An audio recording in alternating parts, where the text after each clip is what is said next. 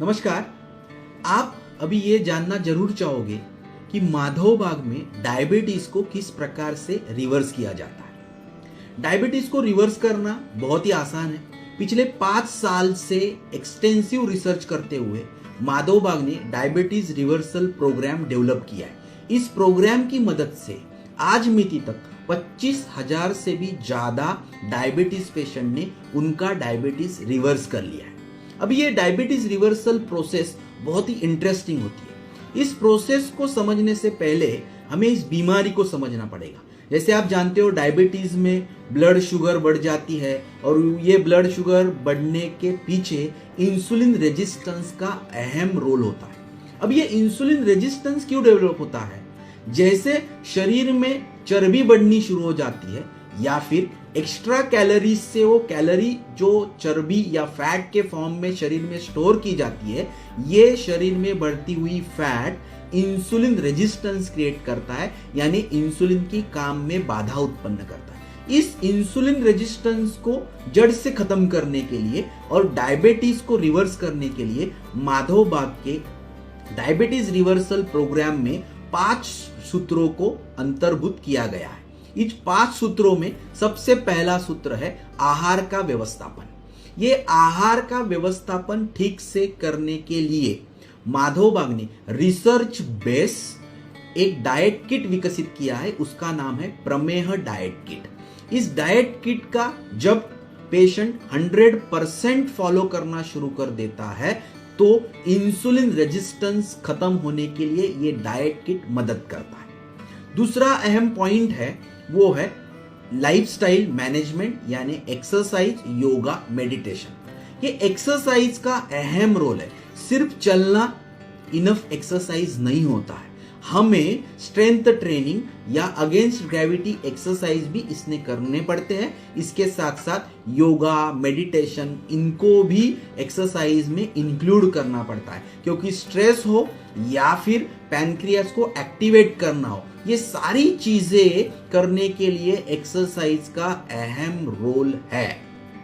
इसके बाद तीसरा अहम सूत्र है, that is panchakarma.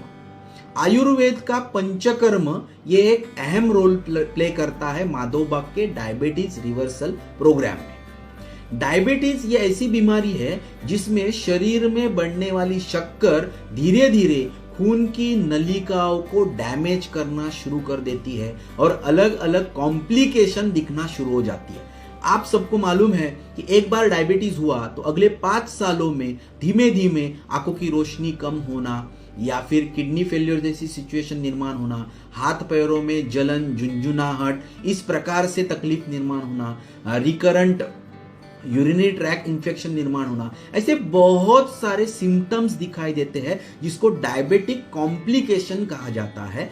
In complication के पीछे शरीर के वेसल्स की हेल्थ अच्छी नहीं है या फिर इसको वैस्कुलर कॉम्प्लिकेशन भी कहा जाता है।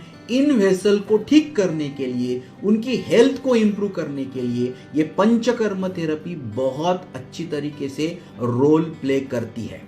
इसके बाद का स्टेप्स है, दैट इज सेल्फ मॉनिटरिंग। ये बहुत इंपॉर्टेंट है क्योंकि डायबिटीज रिवर्सल जर्नी में जैसे डाइट, एक्सरसाइज, पंचकर्म, इससे उस रिवर्सल की जैसे स्टार्ट होती है, शरीर में ब्लड शुगर लेवल ड्रॉप होना शुरू हो जाता है, वो कंट्रोल में आना शुरू हो जाता है। इसको मॉनिटर करने के लिए सेल्फ मॉनिटरिंग बहुत इंपॉर्टेंट है। इसमें पेशेंट ने घर में ब्लड ग्लूकोज हो, वेट हो, इसको अपडेट करते हुए डॉक्टर तक पहुंचाना है ताकि डॉक्टर इसके ऊपर कॉल लेके सही ट्रीटमेंट का डायरेक्शन डिसाइड कर पाए।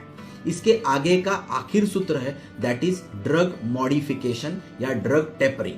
जिस प्रकार से डायबिटीज रिवर्सल प्रोसेस में हमें इस बीमारी को जड़ से खत्म करना है, इस बीमारी को कंट्रोल रखने के लिए जो फिलहाल डिपेंडेंसी है हमारी, हमें गोलियां लेनी पड़ती है, हमें इंसुलिन का इंजेक्शन लेना पड़ता है, इन सारी डिपेंडेंसी को अगर खत्म करना है तो इसके लिए माधव बाग के रिसर्च डिपार्टमेंट हो या माधव बाग की मेडिकल टीम हो, इन्होंने मिलके एक ड्रग मॉडिफिकेशन का प्रोटोकॉल बनाया है। उसके तहत कौन सी गोली कब बंद करनी है, किस प्रकार से बंद करनी है, इसका प्रावधान इसमें किया गया है और ये प्रोटोकॉल के तहत each and every doctor drug withdraw करना शुरू कर देता है और एक दिन ऐसे आता है कि कोई भी गोलियां इंसुलिन के इंजेक्शन न लेते हुए उस मरीज के शरीर में blood sugar level completely normal रहना होता है और इसी को डायबिटीज रिवर्सल कहा जाता है। और इस प्रकार से ईच एंड एवरी पेशेंट का